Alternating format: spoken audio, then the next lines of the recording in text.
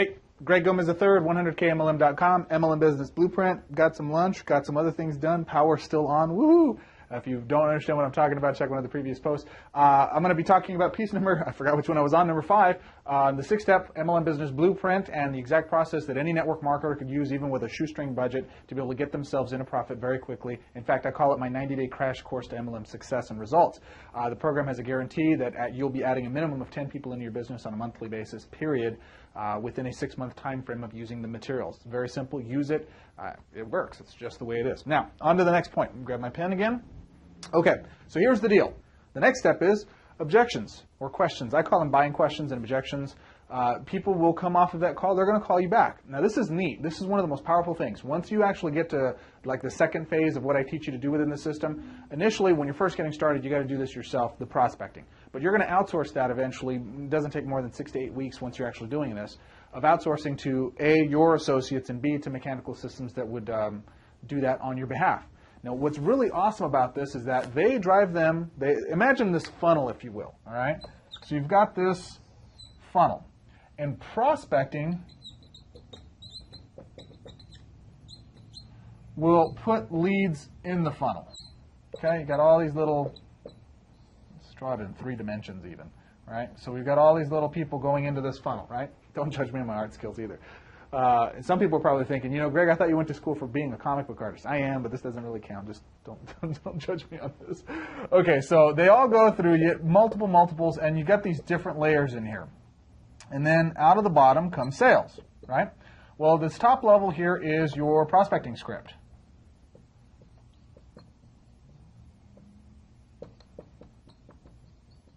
And this next level is going to be your presentation. I'm just going to abbreviate because I don't have enough room. This next piece is going to be your objection handling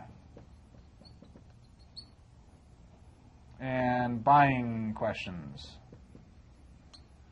Okay, so this piece is, understand that, you know, the way I describe it, and I always go through, is like, imagine like the old Tom and Jerry cartoons, where Tom would go, I don't ever remember which one's which. I think Jerry was the mouse. Whoever the mouse was, he'd go and turn on the faucet, and then there would be like this knot tied in the hose, or Tom the cat. That's what it is, Tom cat. I get it now. So Tom the cat would turn on the faucet, and he'd go to put this hose down this hole. Well, Jerry the mouse would have gone over there and tied a knot in the hose so that the water isn't getting all the way through to the end. I have a point, just bear with me. You remember those cartoons? Okay. The old MGM ones where they were really violent, they were really great. Now, the purpose of this is that you need to look at that hose as your marketing system, right?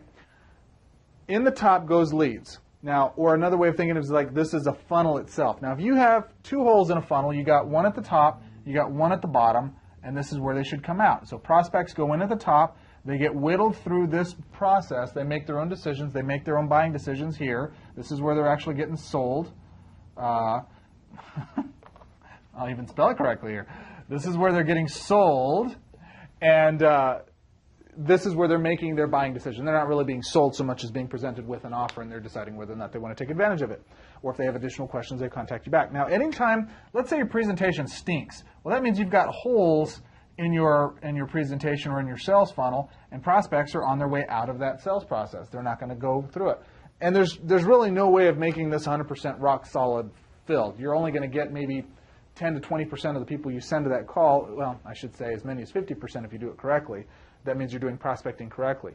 But the more holes you have in your sales presentation, the more that these folks are just going to go off, and they're not going to come to these next 2 pieces. Or to finish the Tom and Jerry analogy, if they're going through this hose, let's say this is your marketing hose, right? And this is the sale, and this is where the prospect enters, right? Well, if there's a knot in your hose, this part, let's get really fancy, will start to swell up. That was freaky. Okay. So that means that you're not getting sales out of the back end. I do all of this so I can demonstrate one purpose to you. If you don't have an effective marketing process in place, a good sales conversion process, which is really what this is all about, if you don't have that in place, you have no idea, especially if you're not tracking, you have no idea where you're getting lost in this process. So what this entire educational program does for you is it systemizes everything. It shows you how to measure all of the activities so you'll know exactly where your issues are and how to fix those holes or how to untie the knots so that you're getting much more flow from your recruiting efforts, eliminating the blockages in your sales message, and get them to come to this end and buy. What does this have to do with objection handling, Greg? Well, great question. Let me answer that for you. What it has to do with objection obliteration is literally, objections are where you're going to get told what the problems are, what the challenges are, or what the holes are in your marketing process. So this is extremely important in identifying for you what your major issues are and how to correct them. This is why I say use the phone versus all other mediums when you're first getting started. The biggest reason is because you're going to be able to collect feedback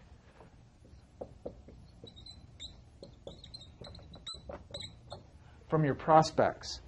This in itself is worth 10 times, 100 times its weight in gold. You have no idea. Now, if one person tells you it stinks, you're never going to please everybody. If 2 people tell you it stinks, again, you're not going to please everybody. But if you're contacting 100 people, and out of those 100 people, a good percentage of them tell you the same thing, I liked it, it was just this one particular issue, that's why I didn't sign up. Guess what? You need to correct that particular issue, or position it in a better way, or explain it better so that your prospect understands that's not a blockade or an objection or an obstacle. It's something that is a good reason for them to sign up. Let me give you some magic words right now. Write this down. That's exactly why you should take advantage of this program. No, I understand what it is you're saying. That's exactly why you actually should take advantage of this program, for that specific reason itself. And then you fill in the blank with an objection or a return. That's one technique that we talk about within the objection handling process, or the objection obliteration process. I like the obliteration part. So this process itself is really about transitioning objections into buying questions. This is what you want. You want folks to come off of the call, and you will once you do the rest of that process very correctly, following the guidelines I provide for you. You'd be surprised how easy to get folks contacting you up saying, hey, it sounded great, I just had a couple questions, and how do I get started? How do I take advantage of that top package? Or how do I get access to the bonuses that you were talking about on the call? And it's silly. I'll be sitting doing whatever I'm doing, hanging out with my kids or going out with my wife out to dinner or something, and I can know based on the numbers that are calling back to me whether or not it's a money call. And if it's a money call, I got to take the call. A lot of times what I'll do is let them go to voicemail. This is hilarious, and I might actually play some voicemails that I have for you of folks who were interested in my programs or my offers, and they'll leave messages saying, hey, I want to be one of the first people to sign up. Can you please call me back? And they'll leave 3 or 4 messages, and I might at the time not be able to take those orders. I don't recommend you do that. I recommend you take them live. But I wouldn't be able to get to them at that time, and I'll go check my voice box, and it's stuffed with people saying they want to order. 10, 15, 20 people at a time that want to take advantage of a particular order. Guys, it doesn't need to be as difficult as you've been making it in your businesses. You can make it a lot easier. This is going to go through, okay, I tell you all of this so I can tell you this, what you're actually going to learn in the prospecting section. You're going to learn how to collect the feedback from your prospects to be able to improve your sales message and make it convert at a much higher ratio than what you're ever accustomed to.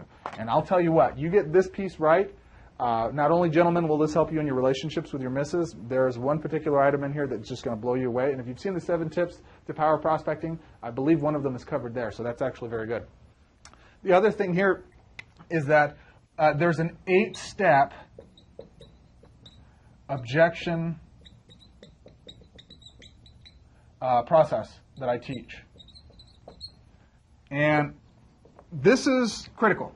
This literally it's at the cornerstone of everything that I've done marketing-wise for the last 13 years. When I learned how to do this, it teaches you to do 3 things. It teaches you how to identify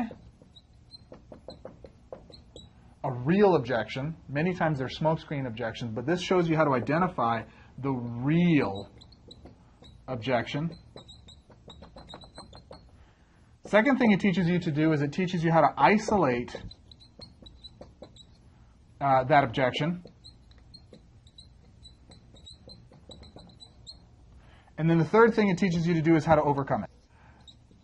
Now, the reason I have such terrible handwriting, I've been told, is because my brain's going so fast, my hand can't keep up, especially when I'm writing like this. So you'll notice that sometimes I'll have it very well planned out and it'll look really, really good, and then I'll start running my mind and it'll get all crazy. Okay, so the first thing you got to do is identify the real objection, isolate that objection, and then overcome it. This 8-step process teaches you exactly how to be able to do that, determine if it's a real objection, and even more importantly, determine if it's an objection or if it's a buying question, which sounds kind of silly, but most networkers, most folks that I've talked to, don't know how to determine between the two. It's very simple. I teach you step by step how to get that done.